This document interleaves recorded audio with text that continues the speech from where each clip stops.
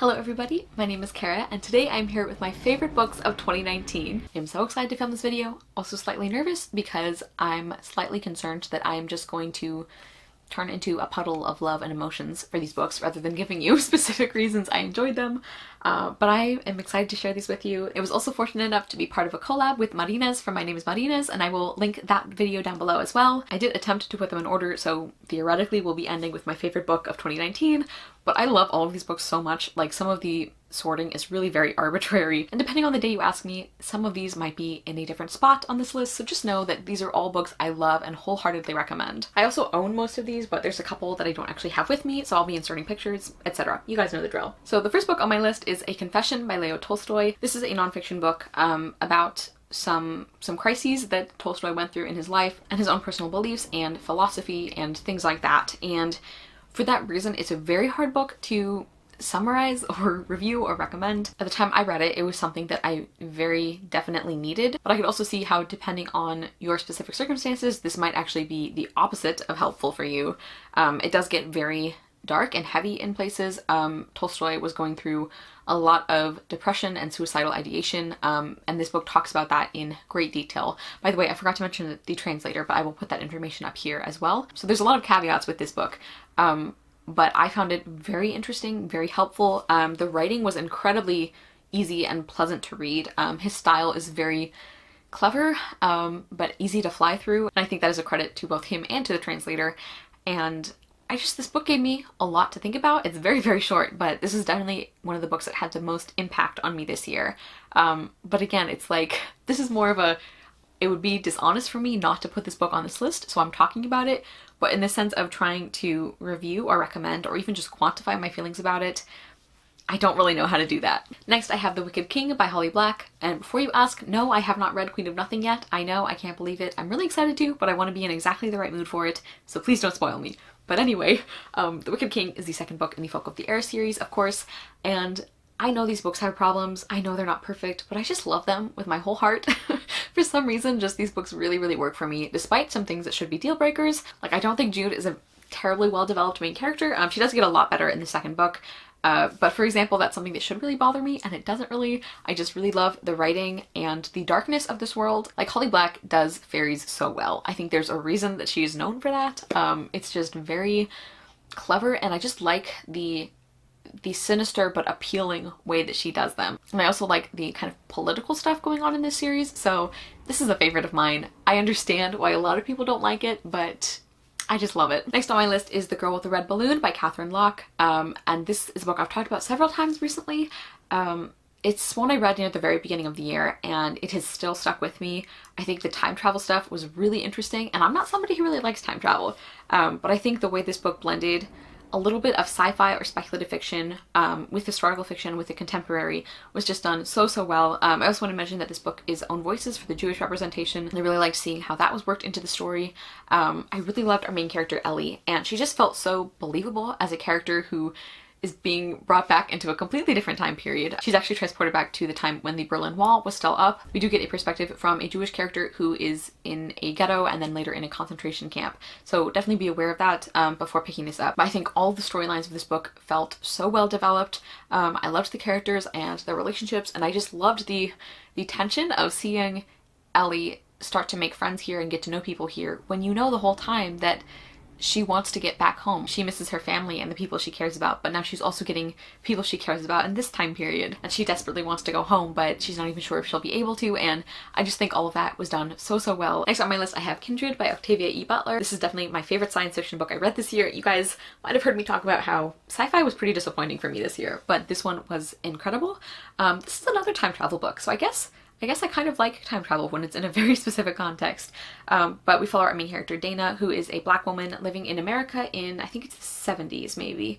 And one day she just gets transported back in time to the antebellum South, which is obviously incredibly dangerous for her as a black woman. And this is a book about her trying to figure out why this has happened and if there's something she's supposed to accomplish in the past. And I just love the way this book handled ideas like personal responsibility and how much people can change if they can change. This is a book that it's really hard to say a lot about because I don't want to spoil things, but I just think it was so clever, so intricately done. This is another book that is obviously very upsetting and hard to read at times, but it was incredibly compelling. Like, I flew through this book in a couple days, possibly just one day, because I just could not put it down. I had to know what was going to happen. It was just a masterpiece. Next, I have Midsummers Mayhem by Rajani LaRocca. This is a middle grade novel that is own voices for the Indian American representation, and this is a baking magic kind of book, which is something I have discovered recently that I really love. So I wouldn't necessarily call this magical realism, because that's not what it feels like to me. It's more like a small magic kind of thing. I guess you could argue that's magical realism, but the way that I hear people describe Sarah Addison Allen, that's kind of what I feel like this book is.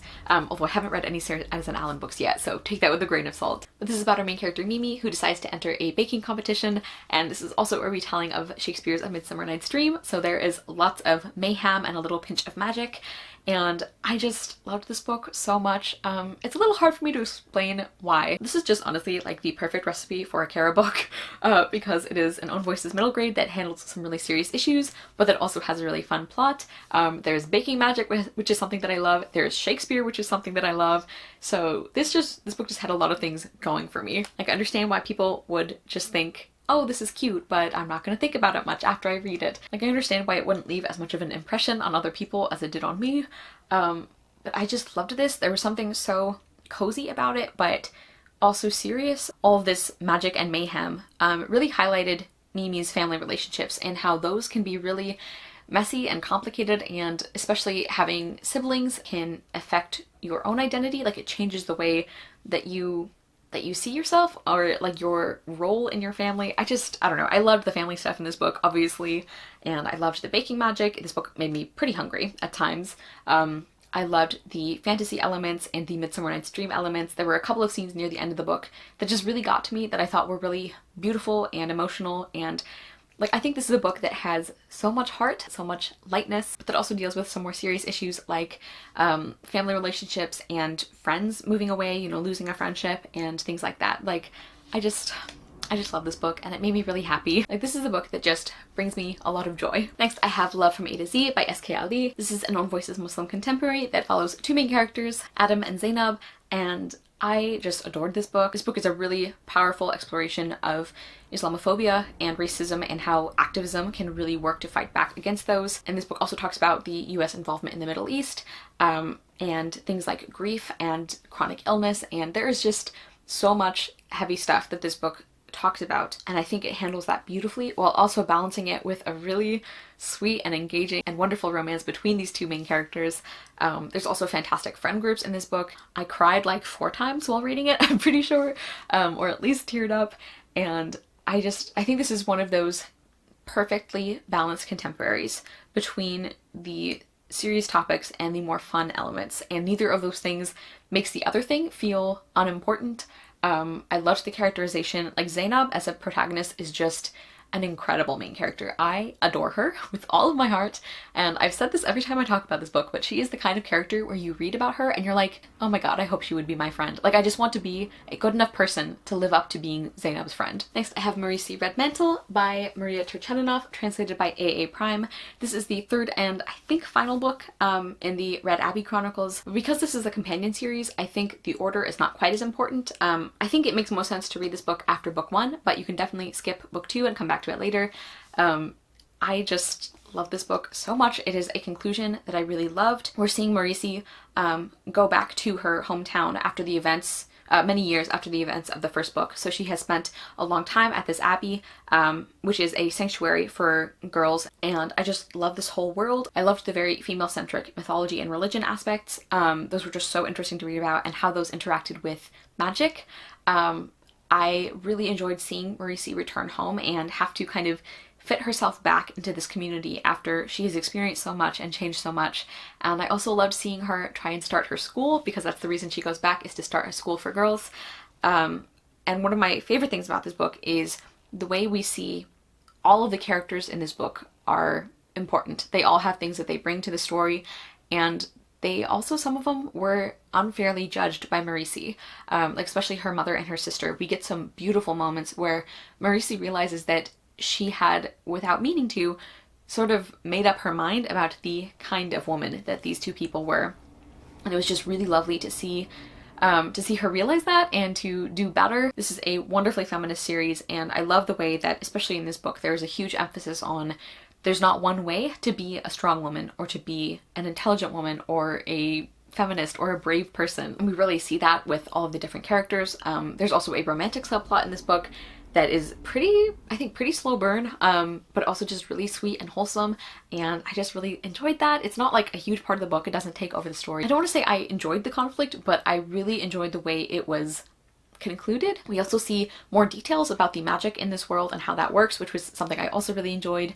And there's this one character that we meet at the end, this is sort of related to the main conflict, that I was not expecting to like at all, and I ended up loving them, so that's always a nice surprise. Can definitely deal with some heavy content, especially the second book. I would put huge content warnings on the second book. But I just think it is such a powerful series and so well done. Like, just the characters and the setting and the themes, everything about this book is fantastic. I also loved the ending. I wasn't sure how I was going to feel about it, but I just like can't imagine any other ending for this book. And I'm so excited about whatever Maria Turchaninov plans to write next. Next, I have Don't Date Rosa Santos by Nina Moreno. This is an Oasis Cuban-American contemporary about our main character Rosa, and all of the women in her family, they believe that they have this curse where if they love a boy with a boat, he dies or something terrible happens to him, he goes missing. And our main character Rosa starts having feelings for this boy, they start interacting and hitting it off, and of course he has a boat. So she's really nervous about that, and the main plot of this book is actually about her and some of her friends trying to save their town of Port Coral from being like gentrified and kind of like taken over and bought up. So they're like planning this festival and like fundraisers and everything, and I just loved this book. I cried. This is another book I cried a lot while reading. You'll see that that tends to be a marker of my favorite books. But this was just beautiful. I loved Rosa as a protagonist. She is so sweet and fierce and kind and funny. She's another one I would love to be friends with. I really enjoyed the romance too, which was kind of shocking because when the love interest is initially introduced, he seems like that very stereotypical like bad boy trope. And he's not. He's like so wholesome, and there's so much more to him than that, and I just really enjoyed all of their scenes together. I really loved the family explorations in this book and the complicated relationship that Rosa has with her mother and her grandmother, and especially with how that relates to their feelings on Cuba. That is not an area that I can speak to personally, but I just found that so effective and so emotional. This is just a really beautiful book. This is another one of those contemporaries where I think the balance of serious stuff and lighthearted fun elements was absolutely flawless. Yeah, I just can't say enough wonderful things about this book. Next, I have Shadow of the Fox by Julie Kagawa. This is the first book in, I just forgot the name of the series, but I loved this one. I also really enjoyed the second book, but of the two, the first one is my favorite. This is an On Voices Japanese-inspired fantasy. One of our main characters is Yumiko, and she is a fox spirit, or half fox spirit. And then our other main character, Tatsumi, is sort of a combination spy assassin, and they end up teaming up to try and find a scroll before it can fall into the wrong hands. And the scroll is something where if you can find all of the pieces, you can summon the Great Kami Dragon. It only happens every, is it like 1,000 years, I think, and you can make a wish. And obviously this would be very dangerous in the hands of certain people, so that's how the book kind of starts. And I just had so much fun with this. This is a great example of how fantasy books can use very familiar tropes in ways that are just so enjoyable and fun. Like, you don't have to tell a story that no one in the world has ever told in order to tell a really engaging and clever and fun story. And Yumiko is just so fun-loving and sweet, and just seeing her learn more about the world, like the fact that she doesn't understand sarcasm and everything was just so funny. And I also really like the fact that she actually feels like a character who is not 100% human. She feels different. She sees the world in a different way. She talks to people in a different way. And then Tatsumi is like, his character arc is so good, and I just love seeing him slowly be softened by Yumiko's like wholesome sunshine personality, but in a way that doesn't feel like his character is changing beyond recognition. This is also like kind of a road trip or journey book, which I normally hate, but it was done so well on this one. Like, I really, really enjoyed the setting and how that was done, and the way that each kind of stop on their journey, it felt important and it was really engaging. I really liked some of the side characters they picked up on the way. I also want to mention that starting in book 2, there is a queer romance that is just really well developed. I just can't wait for the third book in this series, and I had so much fun with it. Next, I have Blunkett Iroha by Anna Marie McLemore. This is a magical realism or fabulous story that is a retelling of the fairy tale Snow White and Rose Red, and is also partly inspired by the Swan Lake story. And this book is on voices for the Latinx representation and also for some of the queer rep as well. And I just love this book so much. I think this is my favorite Anna Marie McLemore book now, which, considering how much I adored Wild Beauty, is pretty impressive. I just love the way that they write, and the characters in this book are so well done. There are two really wonderful romances in this book. One of the characters uses alternating pronouns, and that is not something I think I've come across in a book before, so that was also really wonderful to see. I loved the relationships in this book, the romantic ones and the friendship ones and the family ones, and how complex and messy those dynamics can be. And I think the scenery and the setting of this book were just phenomenal.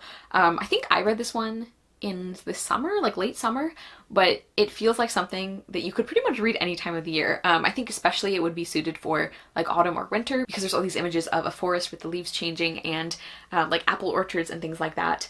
But the scenery is so beautiful, and there's so many seasons and seasonal images in this book that I think you could really read it any time of year if you are kind of a seasonal reader.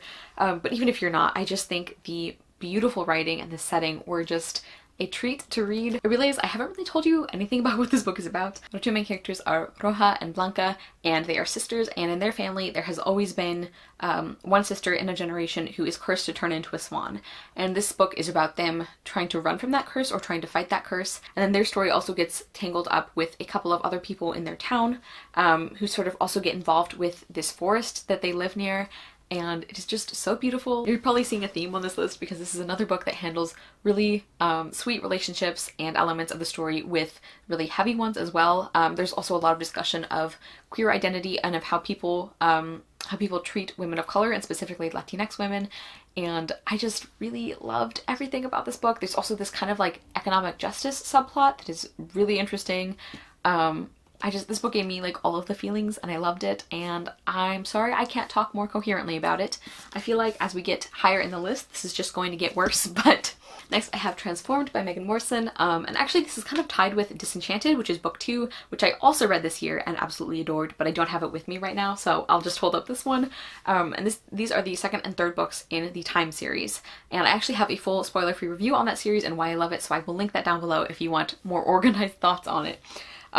But these books I really love the way that Megan Morrison does fantasy, and the way that she uses fantasy and fairy tale tropes to do some really insightful social commentary. Like Disenchanted is about workplace safety and like kind of sweatshop labor. This book, Transformed, handles a lot of like environmental stuff and also like politics and what politicians owe the people that they govern. The first book, which I did not read this year but is still wonderful, and that one handles abusive or toxic relationships. And I just think these books are so thoughtful, and I think a lot of people are turned off because Rapunzel, she's one of those characters who starts off very naive and very ignorant because of the way she's literally grown up in a tower. But I think it's believable, and I think that the end of her arc makes it all so worth it. So I would encourage you, if you're reading that one and you're not sure you're gonna enjoy the series, just push on a little further, because for me, it was so worth it. And I should actually be talking about these books because I read them this year. But Syra is the main character of this book, and this is a retelling of The Frog Prince. Each of the books retells a different fairy tale, and he is really not a nice person at the beginning of this one. And one of the things I loved most about this book is seeing how gradually his character change happened. There was never a point where it's like you turn the page and it's like, oh, okay, this is like the good guy part of the book. It takes a lot of work for him, and people don't instantly forgive him because he suddenly realized that he did something wrong. This is also a book that doesn't have any romance, so if that's something that you're looking for, you might really enjoy this one. I just really love the setting of this book, and this is again another recurring theme, but I love the way that Megan Morrison blends the fun fantasy aspect with the serious topics she covers. I just really love this series. It's so underappreciated. I really want more people to read it, and I really want us to get more books in the series. I am really hoping that we do, because I just thought this was fantastic. There's also kind of a mystery subplot in this one that I really enjoyed, and some parts of that really surprised me, which is very exciting for me, and I just really love this series. Now we are on to my top 4 books of 2019, my absolute favorites that I read this year, and these, even more than the other ones on this list, like I put them in order, but they're all so close. This is basically a 4-way tie, and depending on what day you asked me on or what mood I was in, I might order these differently. But suffice it to say that these are all books that absolutely blew me away this year. And number 4 is Spinning Silver by Naomi Novik. This is a fairy tale retelling of Rumpelstiltskin, and we follow several main characters, but the one who kind of starts off our story is Miriam, and she is the daughter of a moneylender. This book, by the way, is, I believe, Own Voices for the Jewish representation as well. She's the daughter of a moneylender, and her dad is really, really bad at it. He never wants to ask people for their money back. He always feels guilty, but Miriam is brilliant at being a moneylender, so she kind of takes over the business, and she starts being very, very successful, and so successful, in fact, that she catches the attention of the king of the Starrick, who are kind of like, they're kind of like a combination of fae and ice spirits in a way. This is definitely a very wintry based fantasy, which is one of the reasons I loved it so much. And so she catches his attention, and she's challenged to turn silver into gold, and that's kind of where the story starts. I just loved this book so much. Like, the 3 main characters, we follow a few different ones, but the 3 women in particular in this book, I just love with every fiber of my being. They are all just so brilliant and strong and brave, and I know some people might find them a little cold or off-putting, but I really love characters like that, especially female characters. I love reading about women who they feel things so deeply, but you don't always see that. Like, there's so much going on, like, under the surface, and all of the things that these girls do is because they love people and they care about people, and so to me they don't feel cold at all. Like, they don't feel distant. Also, if you guys are into like competency porn, which is basically like people being good at things, it's kind of like the opposite of secondhand embarrassment. If you guys are really into that, I think you would love this book like I did, because all of these women are so brilliant and so badass, and I just love watching them get things done and make smart choices, or if they occasionally do make a wrong choice, it's like you understand why they did it. I just loved the writing of this book and the setting and the magic aspects. I love how beautifully Naomi Novik blended the storylines together. I saw a couple of reviews saying that people had a hard time telling when the point of view switch happened because I don't think it was named at the top of the page. I can see why people might find that frustrating, but I personally was never confused. All of their voices felt so distinct to me that I never had a problem with that. I also really loved some of the thematic elements of this book, like the idea of magic being proven true by effort, and determination and intelligence was just something that really appealed to me. I pretty much just loved everything about this book. Like, I really enjoyed Uprooted when I read it, but Spinning Silver is just above and beyond for me. Number 3 on my list is Sherwood by Megan Spooner. This is a Robin Hood retelling where we actually follow Maid Marian, and right at the beginning of the book, Robin is actually killed fighting in the Crusades. And so we see Marian kind of take on this persona of Robin Hood, and we see how that changes her and how that opens up her world. This is definitely a very kind of slow build kind of story, but I flew through this in about a day and a half. I even wished it was longer, and it's like almost 500 pages. But I just adored this book, and it never felt slow to me because I was always so constantly engaged in what was happening. I just thought the way that grief was handled was very interesting, and the way that throughout the book Marian started seeing her perspective on different characters change a little bit, and feeling like getting to know people and realizing that other people she didn't know as well as she thought. I also love the way that this book specifically challenged the like, not like other girls or like feminine things are stupid or less valuable idea. This book very specifically did not do that.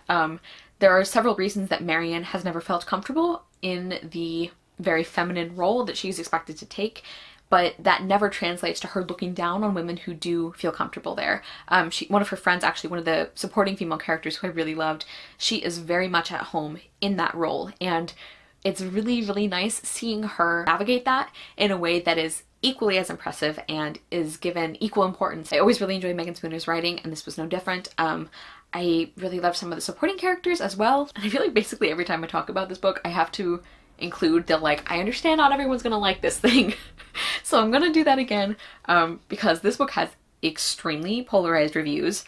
A lot of people hate it and some people love it. I am obviously one of the people who love it, but I understand why it's not going to work for everybody. I think depending on how you feel about the original Robin Hood story and how willing you are to see things changed about that, that could determine part of your enjoyment.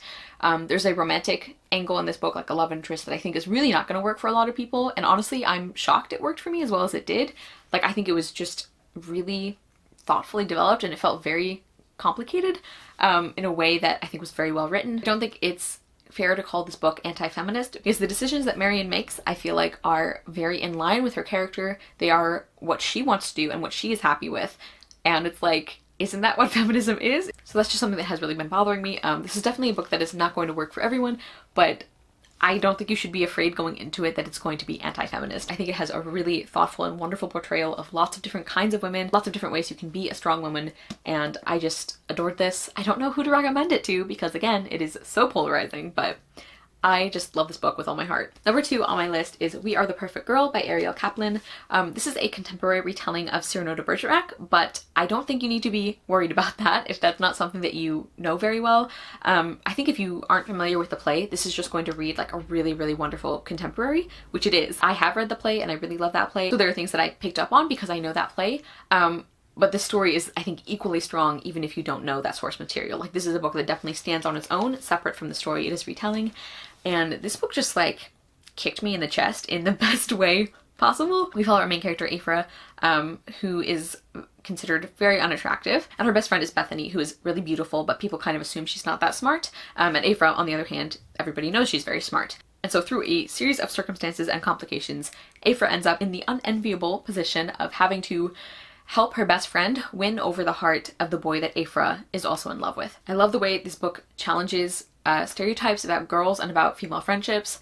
This is another book that it's like, it's very clear there are many different ways to be a strong and worthwhile woman. And it was so interesting and heartbreaking seeing Aphra realize that all of these things she had thought she made her peace with, like this idea that she doesn't care about being attractive, seeing her realize that maybe that's not actually true. And then seeing, on the other hand, how Bethany has only been defined her whole life by how attractive she is.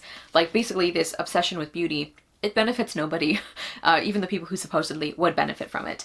I just thought that was so thoughtfully handled. I also really liked Greg, who is the boy that both of these girls really like.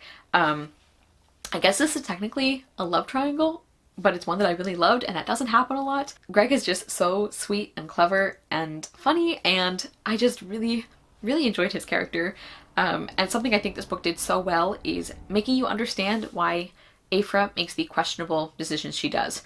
Because there is some deception involved in this book on a couple of levels. And I think when you have a book, especially where a romance is set up that way, I think it is so important to make it believable to the reader why those things happened. Because Aphra is a good person and you're supposed to like her. And I think this book did a really good job of showing that and like showing why she would be faced with this decision that she knew. She was like, okay, I probably shouldn't do this, but at the time it didn't seem as bad as it was. I think this book just did that so well, and I think that is, again, so important with a book like this, of not necessarily making you agree with what she did, but making you understand why she would make that choice and making her a character that's not irredeemable, you know, like you still want to see her succeed and be happy in some way. This book also has a really positive depiction of therapy. Like there were some scenes between Aphra and her therapist that just like brought me to tears. I think this book is one that will speak to a lot of people. For anybody who has ever felt self-conscious or like they weren't pretty enough or good enough, especially in high school, which I think is probably most people, this book just handled all of that with such compassion. There are a couple of scenes in particular that I could talk about where that is specifically handled, but I don't really want to spoil it because I think it's important that you read those at the exact moment they come up in the book. This is also a book I had a very visceral reaction to. There's just one kind of confrontation scene that was so well described that my heart was actually beating really fast. Like, and you know, even as somebody who does get very emotionally invested in books, like obviously books make me cry.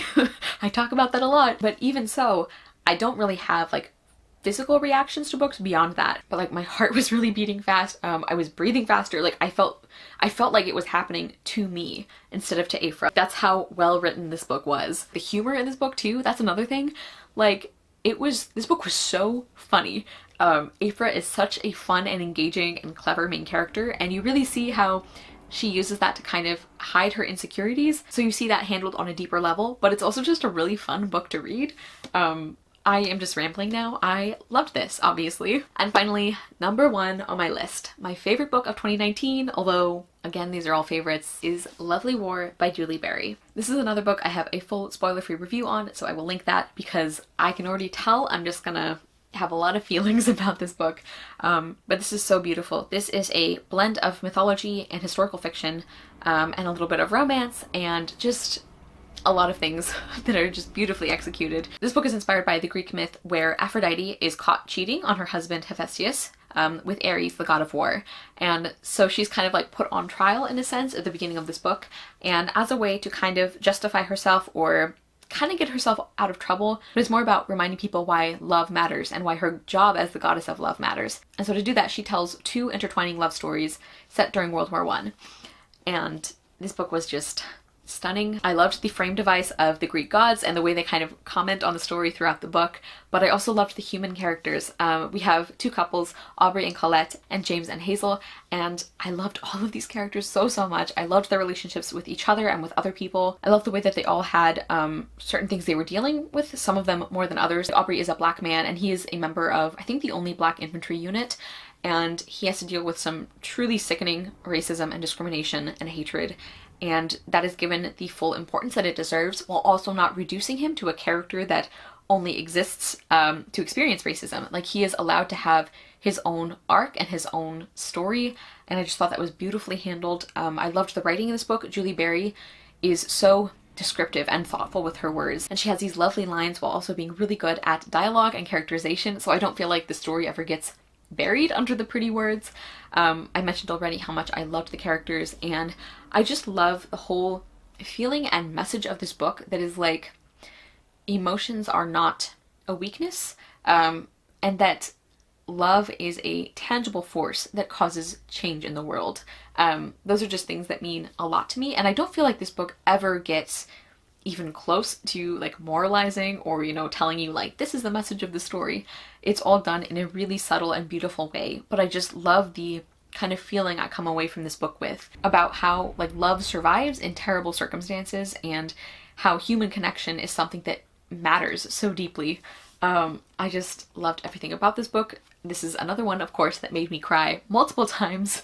This is definitely one of the books that had the strongest emotional impact on me this year. I think whether or not you have a particular interest in kind of these story elements, like World War I stories or Greek mythology or anything like that, like if you enjoy those things, I think you're gonna love the way they're done in this book. But even if those aren't buzzwords for you, I just think the way everything is blended together in this book is so thoughtful that I think you could really enjoy it anyway. And also I want to mention, which I talked about in my review, that if you don't normally read author's notes, I would definitely recommend reading this one because it is so thoughtful, and Julie Berry really goes in depth on all of the research that she did and kind of the real characters that she kind of drew inspiration from or incorporated into her story. And she also talks about the really serious issues that she covers in her book and how those parallel things that are happening today. That's not something I see a lot of historical fiction authors do, is like bring things into the present day, and I just think that was also fantastic. I just loved every single thing about this book, and I would obviously highly recommend it. Okay, everybody, so those are my favorite books of 2019. I know there were quite a few on that list, I think like around 15, but I think considering I read over 200 books this year, or in 2019, I think that's not too bad. Please let me know if you guys also enjoyed any of these books, and let me know one of your favorite books that you read during 2019. Thank you guys so much for watching. I will see you soon with another video, and I hope you love the next book you read. Bye!